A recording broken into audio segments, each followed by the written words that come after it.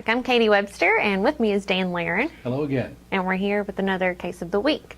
This week we're going to talk about video games, and usually what you hear about controversies involving video games involves some kind of violence in video games or something like that. But Dan has recently had a case that involved theft of video games. I sure did.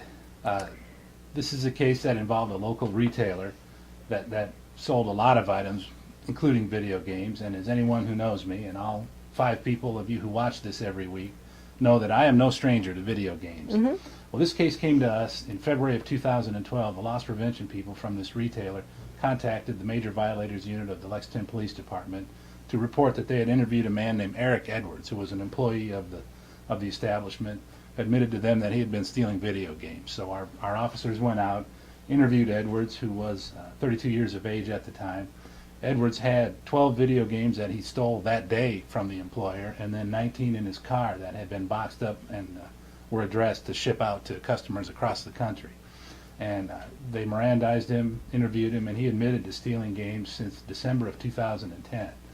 He also admitted that he was working with other people to move these games, and he told the officers and he told the court when he was sentenced that he needed the money because he had a drug habit. So the detectives did investigations. They looked at his cell phone, which led to a number of other people being identified as either buying the games from him or working with him to sell them. They went online and found that Edwards had used a variety of his own accounts as well as the accounts of several other people to sell these games. The investigation showed that Edwards had sold over 200 games locally. These are local retail stores that resell video games.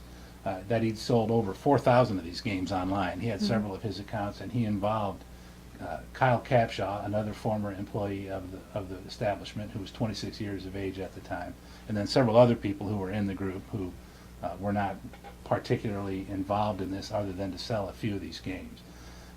Capshaw had sold about 150 games locally, over 800 online through his various accounts, and so the total loss to the employer in this case was $270,000.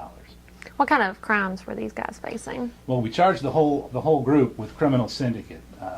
Edwards was charged with theft of the games, and Capshaw was charged with receiving stolen property for helping receive, retain, or dispose of all of this property.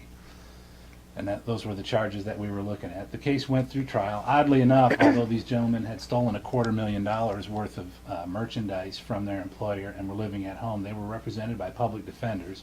They eventually pled guilty to criminal syndicate, to theft, and to receiving. Edwards was sentenced to serve 10 years in prison, and Capshaw was sentenced to serve 6 years in the penitentiary. They will be eligible for parole when they serve 20% of their time if they are not shock probated by the judge. Well, interesting case, Dan. It hit a little close to home for me. Yeah, I'm sure. Well, thanks, Dan, and we'll see you next time with Case of the Week. Thank you.